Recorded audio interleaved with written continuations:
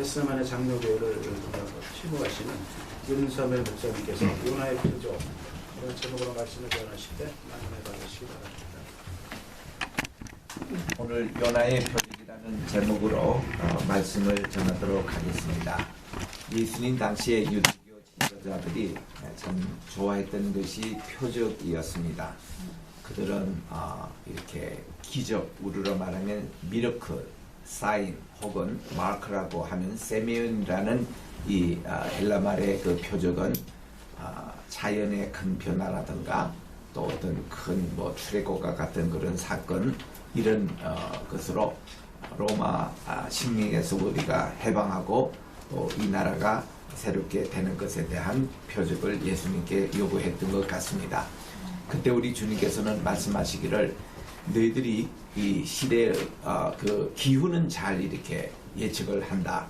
저녁에 날이 붉으면은 내일 아침에 내일이 참 날씨가 좋다라는 거 얘기하고 또 아침에 날이 이렇게 붉으면은 오늘 날씨가 흐리다라고 충분히 예측을 한다. 이스라엘은 아주 단순합니다. 1년에도 건기와 우기로 나누어서 기후가 비가 오는 시절인 11월부터 4월까지는 우기라 그러고 4월부터 10월까지는 건기라 비가 내리지 않습니다. 그래서 여름, 봄 이런 것이 이런 개념이 별로 없습니다. 건기와 우기로 나누고 하루의 그런 날씨도 이렇게 저녁이 날씨가 붉으며 나는 것이 이렇게 거기는 아라비아 동풍에 부느냐 아니면 서풍이 부느냐에 따라서 날씨를 쉽게 예측할 수가 있습니다. 그래서 이 서풍이 부는 날에는 내일이 참 맑다라는 그리고 동풍이 부는 날에는 오늘 날씨가 굽겠다는 것을 금방 알 수가 있습니다. 너희들이 이렇게 쉽게 기후의 표적은 이렇게 분별하지만은 이 시대의 표적을 분별하지 못한다 할 때 주님께서 이 세대를 악하고 음란한 세대라 그렇게 말씀을 하셨습니다. Evil and adulterous. 이게 악하고 음란하다는 이 표현은 하나님을 대적하고 이 시대가 진리에서 떠난 그런 곳인데 내가 너에게 요나의 표적밖에는 보여줄 것이 없다고 말씀해 주셨습니다. 여러분 이 요나의 표적은 뭐냐면은 크게 한 세 가지로 말씀드릴 수가 있습니다. 첫째는 뭔가 하니 예수님께서 십자가에 달리시고 부활하시기까지 3일 동안 이렇게 죽음, 십자가 여기 계시다가 부활하신 그 사건을 요나가 고기 뱃속에 3일 동안 있다가 니느웨에 이렇게 토맺힘을 받은 그런 이제 부활의 사건으로 말씀을 합니다. 두 번째는 누가복음 11장 30절에도 이와 같은 말씀이 있는데 거기서는 요나가 전한 메시지를 말씀하고 있다고 합니다. 요나가 회개의 메시지를 전할 때 온 이스라엘 니느웨 사람들이 이렇게 회개를 했던 그 메시지 자체를 표적으로 주님은 말씀하고 있습니다. 그러나 세 번째는 또 이와 같은 똑같은 말씀이 마태복음 12장 38절부터 42절에 나오는데 거기에 보니까 요나의 자신이 변화된 거 이것이 표적으로 그렇게 나옵니다. 어떤 면에서는 가장 큰 표적이 요나의 변화라고 할 수 있죠. 왜냐하면 요나는 그 당시 북이스라엘을 대표를 했습니다. 잘 아신 대로 이 요나는 BC 783년에 활동하신 분입니다. 이 요나에 대해서는 요나서 자체는 그냥 아미떼의 아들 요나다 한마디로 그렇게 나오는데 열왕기하 14장 25절에 보니까 여로보암 2세 때에 그 가드 헤벨이라는 곳 오늘날 갈멜산 밑을 얘기하는 겁니다. 거기에 출신인 아미떼 요나의 아버지 이름이 아미떼예요. 그 아미떼라는 뜻이 진리라는 뜻입니다. 그 아들 요나 이렇게 나옵니다. 그거 보면 선지자 요나는 북이스라엘 사람의 출신이었고 783년도에 여로보암 2세 때에 활동했던 선지자인데 그의 아버지가 진리라는 뜻을 가지고 있는 좋은 집안의 사람이었다고 합니다. 그리고 그의 이름이 요나. 요나라는 뜻은 비둘기라는 뜻입니다. 성경에서 이 비둘기는 굉장히 깊은 의미가 있습니다. 노아 방주에서 이렇게 나가서 접촉할 땅을 찾지 못해서 다시 돌아왔고 일주일 후에 다시 비둘기를 보내니까 저녁에 그 올리브 트리, 이게 어린 감람나무 잎사귀를 물고 와서 이제 이 온 지면에 물기가 그쳤다는 신호를 알렸던 비둘기.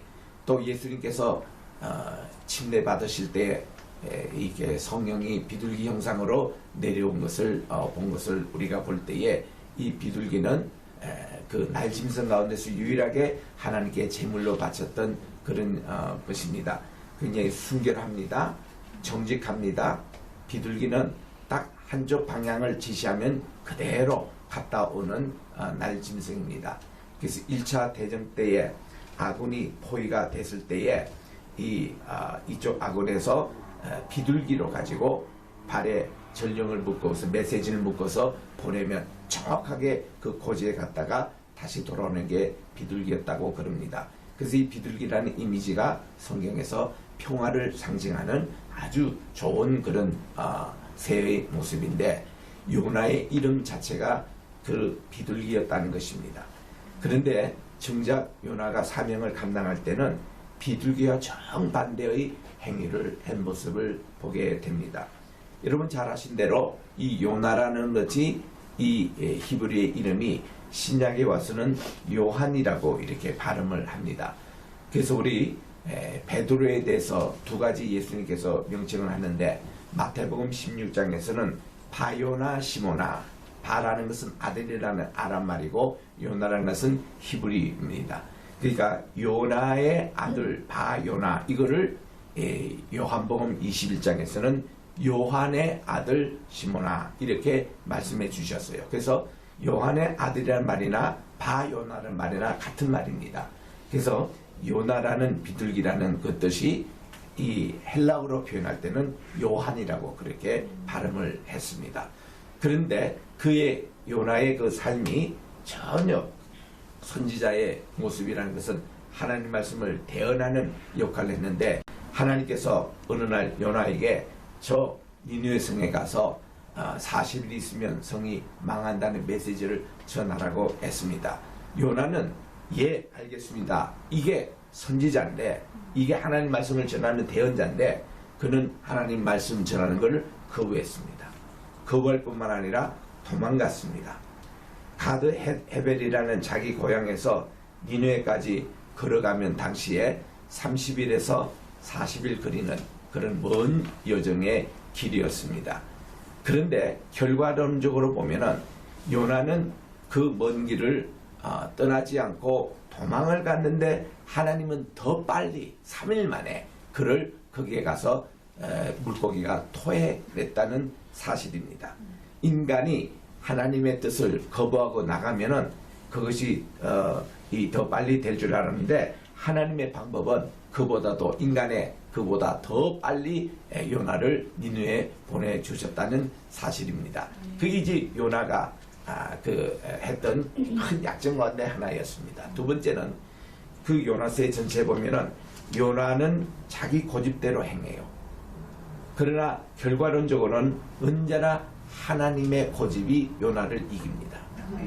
그래서 그는 도망가지만 하나님은 그를 잡아다가 큰 풍자, 이게 어떤 이 폭풍을 바다에 일으키게 하셔서 그 당시 탄 모든 사람들의 짐을 다 던지고 하나님은 또 큰 물고기를 준비하셔서 요나로 그쪽에 이제 삼키게 해서는 가장 빠른 회속종으로, 요즘으로 말하면 KT버스보다 더 빠르고 비행기만큼 빠르는 그런 걸로 이 고기가 지중해에서 거쳐가지고 스페인으로 가가지고 밑으로 남아공을 거쳐서 케이프타운을 거쳐서 인도양으로 거쳐가지고 저 페르시아만을 거쳐서 티그리스 강까지 쫙 가가지고 쫙 이렇게 붙는데 3일밖에 걸리지 않는 요나는 전혀 그것도 모르고 자기가 이제는 저 꼴보기 싫은 니느웨 가지 않고 이제 자기가 이제 이 하나님께서 자기로 수월에 이렇게 구원해 주셨고 너무 그게 좋아가지고 헤헤 그리고 있는 사이에 자기가 가장 가기 싫은 니네 탁 가서 하나님이 토해내는 그런 장면으로 한 이 내용. 참 이것이 요나의 표적에 다 나오는 얘기인데 오늘날 참 이 표현을 보면은 우리 어릴 때 어느 부흥사가 저희 교회에 오셔가지고 요나를 이렇게 설교하시는데 다들 우리에게 손을 다 이렇게 하래요. 다 이렇게 했더니 따라하라는 거예요. 그래서 요나 이게 항상 내가 이게 문제다는 거지.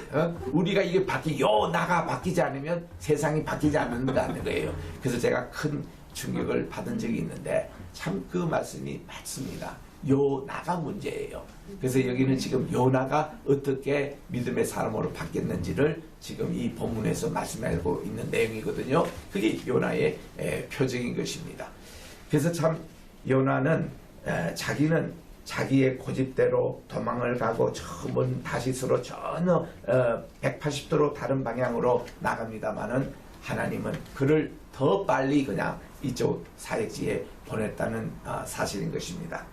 그 다음 이제 요나는요, 그가 이 물고기 뱃속에 들어갔지만 그는 물고기 뱃속인 걸 전혀 느끼지 못하고 여기가 수월이라고 생각했습니다. 깊은 곳이 그 당시 죽은 자들이 잠자는 곳입니다. 자, 우리 요나가 배 위에서 이런 얘기를 합니다. 다른 풍랑이 워낙 세니까 선장이 여러분들 각자 자기의 신들에게 다 얘기를 안 했더니 그 당시 이 사람들이 믿는 신들이라는 것은 바다의 신은 포세이돈이라고 믿는 신들이었습니다. 포세이돈 신에게 막 그들이 제물을 드리고 기도를 아무리 해도 더 흉흉하게 심하니까 선장이 당신들 믿는 신들에게 전부 다 기도하고 그리고 귀중한 물건들 전부 다 그 당시 무역을 얼마나 했겠습니까? 그걸 전부 다 바다에 다 던지는 일들이 이제 벌어지는 것입니다. 그러면은 요나도 기도를 해야 되는데 그는 배 밑창 이 등 가서 잠을 자고 있었습니다. 그가 잤던 이 잠이라는 것은 기피의 잠, 도망의 잠, 하나님의 뜻을 거역하는 그런 잠이었습니다. 타르데마라는 깊은 잠이라는 것은 성경에 2번 나오는데 아담이 하와를 이제 창조할 때도 하나님께서 깊은 잠, 테르다마를 이렇게 자게 했습니다. 딥슬립이라고 번역을 하고 있죠. 그래서 하나님이 하와를 창조했잖아요. 이 요나의 깊은 잠이 그런 잠이었습니다. 아주 도피하고 하나님 뜻을 거역하고 그렇게 풍랑인데도 어떻게 잠이 옵니까? 근데 그는 그렇게 이런 이 배가 구원하고 자기는 관계없고 자기는 그냥 죽고 싶다는 거예요. 그리고는 선장이 와서 툭툭 깨우면서 당신은 왜 이렇게 자고 있느냐? 당신이 믿는 신에게 이렇게 기도해라 했습니다. 참 요나가 선지자가 해야 될 말을 선장이 대신하는 겁니다. 기도해야 될 자가 기도하지 않고 사명을 감당해낼 자가 사명을 감당하지 않고 예배를 드릴 자가 예배를 중단하고 이렇게 전도의 자가 전도를 중단하는 이때 하나님이 크게 화를 내시는 겁니다. 이런 거를 요나는 아직도 깨닫지 못하겠는 거예요. 자기가 해야 될 일을 그 선장이 와서 도리어 자기에게 기도하라고 그렇게 얘기하는 것입니다. 그래도 도저히 감당이 되지 않으니까 그 당시 고대 근동지방에 하는 대로 이러한 풍랑이 있을 때는 한 사람 희생 제물을 뽑던가 누구 때문에 신이 이렇게 노여움이 있어서 이러느냐 제비를 뽑았습니다. 딱 빼봤더니 요나에게 딱 걸린 거예요. 그 요나는 딱 걸리고서는 사람들이 와유 당신이 누구냐고 자기 아이덴티티 좀 얘기하라고 했더니 당당하게 그렇게 얘기합니다. 나는 하늘과 땅을 지으신 창조주 하나님을 믿는 사람이고 그분의 말씀을 전하는 선지자인데 하나님께서 자기로 니느웨에 가서 복음을 전하라고 했는데 도저히 내가 전하지 못하고 나는 도망가서 이렇게 했느라고. 그때 사람들이 이해가 되지 않습니다. 당신이 어찌 그렇게 당신 믿는 하나님을 거역하고 그렇게 도망갈 수 있냐고. 모든 사람들이 이해가 되지 않습니다. 그래서는 사람들이 이렇게 이제 이 요나를 그 당시 제비 뽑으면은 이제 그 제물로 바치게끔 돼 있는데 그렇지 않고 그냥 이 사람을 그래도 살려주려고 힘써 노를 져봤지만 흉용 점점 더 했습니다. 그때 배에 있는 사공들이 이렇게 기도합니다. 그것도 요나가 기도하는 듯이 그렇게 기도합니다. 하나님, 그러니까 요나가 믿는 하나님이죠. 하나님이 노유시되면은 이 죄를 용서해 주시고 우리가 이제 이분을 그 물고기 이 물에 이렇게 넣을 테니까 주님 우리를 구원해 달라고, 그렇게 구원에 대한 기도를 오히려 예수 믿지 않는, 하나님 믿지 않는 사람들이 그렇게 기도를 하고 요나를 쳐넣습니다. 요나에게 묻잖아요. 당신은 어떻게 하겠습니까? 나를 바다에 쳐넣어라. 이 흉흉한 데 넣는 순간 죽음입니다. 이거는 뭔가니 요나가 자기가 직접 희생한다는 그런 정신보다도 니느웨 갈 바에야 차라리 나를 죽여달라는 거죠. 자살적인 얘기입니다. 그렇게 하나님의 말씀 거부하는 강한 표현이었습니다. 그러니까 사람들이 할 수 없이 그를 바다에 넣었습니다. 넣는 순간에 하나님은 큰 물고를 준비해서 그를 삼키게 하셨죠. 그 순간에 모든 풍랑이 잠잠했습니다. 그랬더니 오히려 배 위에 있는 사람들이요, 하나님을 경외하고 하나님을 예배하고 참된 폭풍과 이 바다를 주관하는 분은 포세이돈이 아니라 여호와 하나님을 저들이 알고 하나님을 믿게 되었다는 것입니다. 그러면 요나는 자기가 죽은 줄 알고 했는데 살아있거든요. 자기가 물고기인지도 몰랐습니다. 학자들에 의하면은 요나가 처음에는 머리숱이 많았는데 3일 동안 물고기 뱃속에 있는 동안에 작은 물고기들이 와가지고 머리를 털을 하나씩 다 뽑아가라가면 주변머리가 된다는 것입니다. 그래서 항상 요나를 그릴 때는 머리가 없습니다. 이렇게 여기는 아주 머리가 없는 그런 이제 글로 이렇게 나옵니다. 여러분 아신 대로 이스라엘에서는요, 머리 없는 이런 사람들을 좀 저주받은 사람이라고 얘기합니다. 왜냐하면 엘리사가 머리가 없었거든요. 그래서 민둥과 이렇게 막 그 애들이 와서 얘기하니까 엘리사가 곰들에서 42명 애들이 죽는 불상사도 일어납니다만은 이 요나가 그랬다는 거예요. 그래서 그는 거기서 가정스러운 기도를 합니다. 요나가 자기가 지금 죽지 않고 살아있는 이것에 대해서 하나님께 오히려 감사의 기도를 하고 있는 것입니다. 그런데 이것이 유대인의 이 구전에 보면 미시나라는 그런 책에 보면 그런 내용이 나와요. 이때 요나를 태우던 배가 얼마나 배가 아팠는지 모른답니다. 왜냐하면 이 요나가 하나님께 먼저 회개부터 해야 되거든요. 하나님 죄송합니다. 제가 말씀을 거스리고 도망갔다 이렇게 하나님께서 큰 풍랑을 해서 저 때문에 저렇게 많은 사람들이 저렇게 귀한 가방도 다 물에 던지고 또 무역할 물건도 다 집어 던졌으니 저 손해배상 누가 합니까? 그때 뭐 보험 들은 것도 아니고 요나가 적어도 그런데 죄식은 갖고 있어야 되잖아요. 저 때문에 저 짐도 다 잊어버리고 다 이런 거 하나님 용서해 주세요. 죄송합니다. 이거부터 그가 기도해야 되는데 항상 보면은 이기적이에요. 자기가 지금 살아있는 것만 해서 자기가 잘못한 것에 대해서는 일체 얘기 안 하고 감사 인사를 하니까 얼마나 안 입고 와서 이 물고기가 그냥 토해내지. 그 2장 10절에 그를 밤이 토해냈다라는 그 표현이 거기서 나온 글입니다. 이게 저 유대인의 그 경전에 거기 나와요. 그게 설명이. 그래서 이런 요나가 이제 그가 나와서 뭐 샤워나 했겠습니까? 그러나 그가 이제 이 니느웨 성을 다니며 걸어서 3일 길, 굉장히 큰 성읍입니다. 아마 서울시도 이렇게 한 바퀴를 돌면은 하루 길이면 다 걸을 거예요. 그래서 내가 신학교에서 우리 학생들에게 우리 서울에서 우리 저 부산으로 향해서 3일 길 걸으면 얼만큼 갈 수 있겠냐 물어보니까 대전쯤 간다는 사람도 있더라고요. 또 어떤 사람은 그 말을 간 사람이 더 많이 간다는 사람도 있더라고요. 이 3일 길이라는 게 굉장히 큰 성읍입니다. 그런데 딱 하루만 걸면서 이 성읍이 사실을 망해버리라 하고 그는 요나가 진심으로 외쳤는 것입니다. 왜냐? 이 니느웨 자체가 그 당시 이스라엘 사람들에게 참 못된 짓 많이 했거든요. 그 해만 해도 전쟁에 져가지고 니느웨가 이 북예루살렘 여기 저 이스라엘 와서 그 사마리아 성을 다 이제 무너뜨리고 이 니느웨 왕이 무엇으로 종을 바치려냐면은 그 5만 명의 군사들의 귀를 두 귀를 다해서 10만 개 군인들의 귀를 종으로 바치라 할 때였습니다. 그러니 얼마나 그 원성이 그 하늘에 사무쳤잖아요. 그 악독이 대단했습니다. 이랬던 이 니느웨를 하나님이 가서 사실은 망한다 그 하면은 분명히 하나님께서 저 회개시켜가지고 구원해 주실 것을 요나는 알았기 때문에 오기 싫었던 거예요. 그러나 이렇게 뭐 자기가 이게 뭐 물고기 배 타고 여기 와서 쫙 이렇게 토해내려는 것을 꿈에도 생각하지 못했는데 이미 니느웨 문턱 앞에 와버리고 말았잖아요. 그래서 그는 하루길 다니면서 40일이니 이게 성이 망해버리라, 이거 진짜 망하기를 원하는 식으로 얘기를 했는데 의외로 그의 메시지를 듣고 많은 사람들이 회개하기 시작합니다. 그리고는 금식을 선포합니다. 이게 그 니느웨 왕의 귀까지 들렸어요. 이 악독했던 왕이 40일이면 이제 망하게 생겼대요. 자기도 죽고 온 백성이 다 죽는데요. 그러니까 모든 사람들 다 금식하라고 했습니다. 사람뿐만 아닙니다. 짐승까지 전부 다, 요즘으로 말하면 개, 고양이, 또 사자, 소, 전부 다 인간 때문에 전부 다 금식하게 생겼습니다.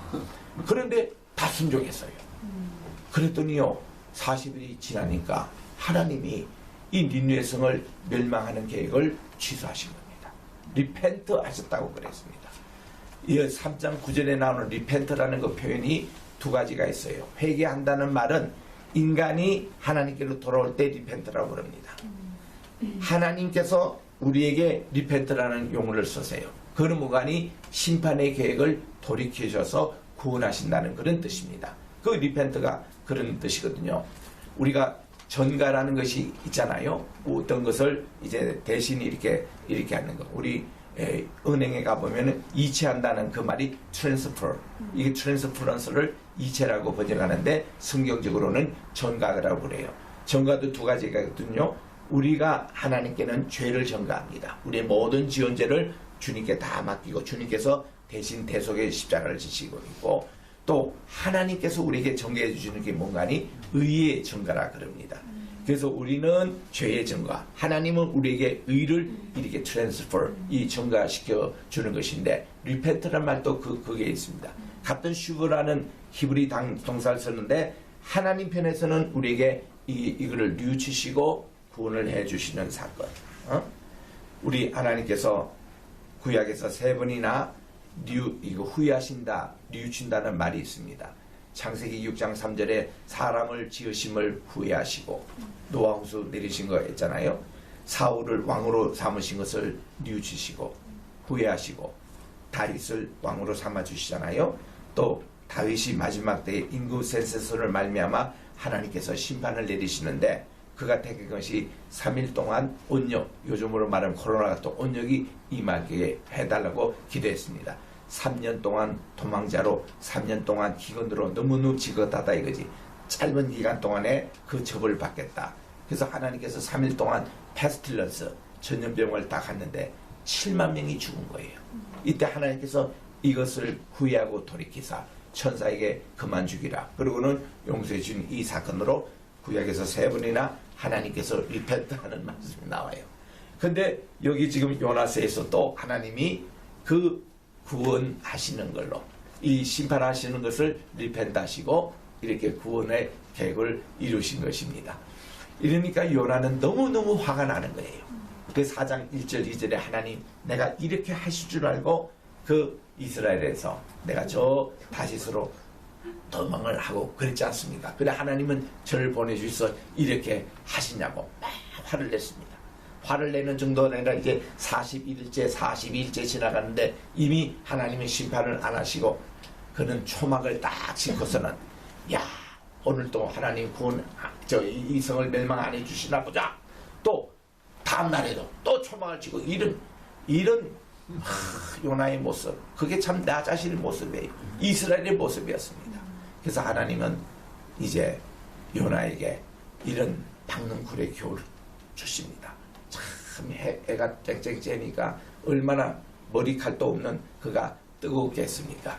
그래서 하나님은 박능쿨을 딱 준비해 주셔가지고 시원하게 하셨어요. 얼마나 입도 크고. 그러니까 너무너무 좋아가지고 어저께만 해도 내가 죽는 것이 사는 것보다 낫다고 자살적인 얘기를 그가 했던 거가 너무 시원하니까 해피했습니다.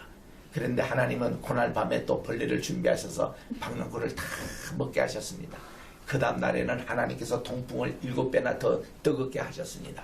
그리고 햇빛은 쨍쨍 모래하는 반짝, 그리고 이 머리털은 그냥 너무너무 뜨거우니까 죽겠다고 또 죽는 것이 사는 것부터 좋겠다고 난리가 났습니다.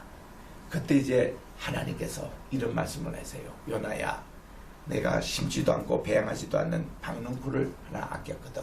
나는 이성의 좌우를 분별하지 못하는 12만 명이 있는데 내가 왜 아끼지 않으라 하고 하나님께서 4장 11절에 질문으로 끝납니다.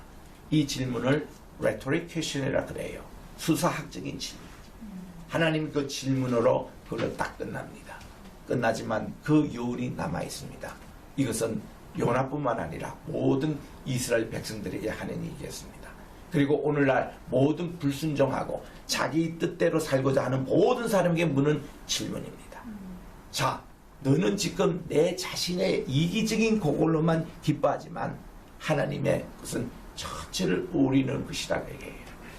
이거를 내가 왜 아끼지 아니하리라. 그리고는 저는 그게 참 궁금했습니다. 그 다음 요나가 어떻게 됐을까? 터키의 성지순례할 때 일부러 그까지 갔습니다. 그리고는 터키에서 이렇게 국경만 넘으면 이락이거든요. 이락의 바그다드 공항에 가가지고 일부러 그거까지 니누에까지 가봤습니다. 가보니까 니누의 성 딱 앞에 요나 기념교회가 있더라고요. 거기에 팻말에 딱 보니까 요나가 4장 11절의 질문을 받고서 그가 하나님께 회개하고 그의 80평생 동안 니누에게 복음을 전하면서 순교하여 죽었더라. 거기 딱 나옵니다. 제가 고개를 끄덕끄덕한 거예요. 하나님께서 이 요나스를 통해서 그 니누의 사람만 그 회개케 한 게 아니라 요나 자신이 회개해서 하나님의 뜻을 받고 하나님의 뜻은 한 민족, 유대 민족이 아니라 온 민족을 다 품는 이런 구원의 참 메시지를 여기서 전하고 있는 이것이 바로 요나의 표적이구나. 오늘은 우리나라에서 노동절로 지키는 날입니다. 5월 1일. 그리고 오늘부터 이 한 달을 가정의 달로 지킵니다. 내일 어린이 주일 시작해서 어버이 주일 이렇게 나갑니다. 초등학교 아니 요즘은 이제 그 영어가 이제 늦게 해서 중3 애들이 이제 패밀리라는 단어를 처음 배우거든요. 중3 애가 엄마가 알지 스펠링 한번 얘기해봐. 그러니 엄마가 FA 그리고 I 그리고 Y 이렇게 이제 얘기를 했습니다. 엄마 그게 무슨 약자인 줄 알아요? 그러니까 나 잘 모르겠는데 그러니까 그게 father, mother 그리고 I love you 그 첫 자를 합치면은 family란 단어가 나온대요. 그죠? family, F, father 그리고 father의 그 FA 그리고 and father and mother M 그리고 I love you 하면은 family라는 단어가 나온대요. 가정이라는 것은 바로 그런 뜻이란다. 요번에 오스카상 아카데미상의 감독상과 수상상을 받은 작품이 있습니다. 그 CEO라는 중국계 영화 감독이 감독한 건데 그 참 좋은 노마드랜드라는 그런 것입니다. 노마드라는 게 뭔가 유랑민들이라는 뜻이잖아요. 이스라엘 백성들이 40년 동안 유랑민들로 살았습니다. 노마드 집도 없고 이렇게 그들이 광야의 길을 다녔을 때 그걸 노마드라 그러잖아요. 그리고 목축업을 하는 분들 여기저기 이렇게 떠돌아다니면서 사는 것을 목축민 노마드라 그럽니다. 노마드랜드예요. 그 영화를 보면은 그 배경이 1930년대 초에 미국의 Great Recession 이거 대공황 그때 얘기입니다. 그때 중수부에 살고 있던 한 60대 부인 그 주인공 펌이라는 분인데 이분이 남편도 사별하고 이제 애들 데리고 그 벤츠룩을 타고 저 이제 방랑자의 모습으로 서부로 향하고 있는 그 얘기를 담고 있습니다. 그 얘기 두 가지 얘기를 전해주는 게 인상적입니다. 펌 주인공이 얘기하는 거예요. 아이가 우리가 바로 홈리스 피플이죠. 홈을 잃었던 무숙자예요. 그러니까 엄마가 그런 얘기합니다. We are not homeless people. We did not lose home. 우리는 홈을 잃은 게 아니라 하우스레스. 우리는 집이 없다는 것이지 가정이 없는 홈리스 피플이 아니란다. 그런 얘기가 굉장히 큰 메시지로 들리는 것입니다. 그리고 가족의 그 중요성을 얘기하고, 그리고 오늘같이 이렇게 참 이 페스틸런스 전 세계 팬데믹 이 상황 속에서 이 어려움을 당할 때 어떻게 고난을 극복하고 서부의 희망을 가지고 가는 그런 얘기를 담고 있습니다. 그저께가 4월 29일이었잖아요. 4월 29일 하면은 우리 미국에 사는 교포들은 큰 아픔과 상처가 있습니다. 지금부터 29년 전인 1992년에 그 로너니 킹이라는 그런 4.29 폭동 사건이 있었습니다. 그 바로 전해에 로너니 킹이라는 그 흑인 청년이 과속을 하다가 경찰에 이제 잡혔습니다. 그래가지고 경찰이 워낙 화가 나가지고 구타를 했어요. 로너니 킹을 구타를 해서 이 친구가 청력 이거를 잃을 만큼 얻어 터졌습니다. 근데 그거를 비디오를 담아가지고 이것이 공개가 되어버렸습니다.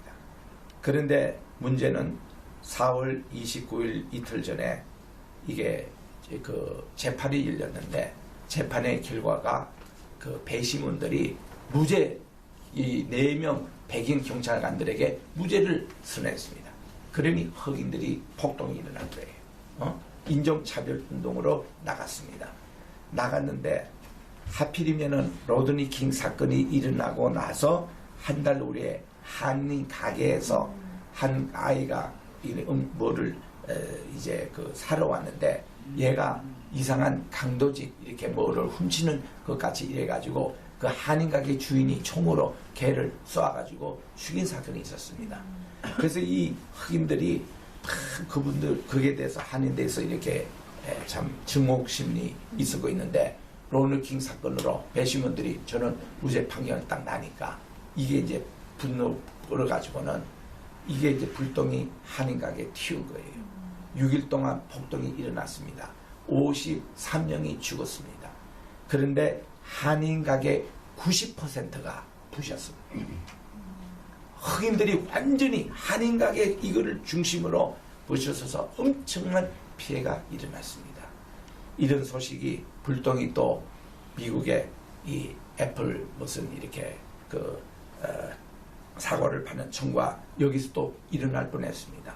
왜냐하면 우리 문화가 틀려가지고 한국 청과상 주인은 흑인들이 이렇게 오시면은 항상 우리 눈 인사를 해야 되죠. 미국에서는 눈으로 인사하고 대화를 하고 이렇게 친절하게 해줘야 되는데 우리도 어릴 때 한국에서 자랄 때 어떤 교육을 받았냐면 어른들 만날 때는 항상 요 목 밑으로 봐야지 위로 쳐다보면 건방지다고 우리 혼났어요.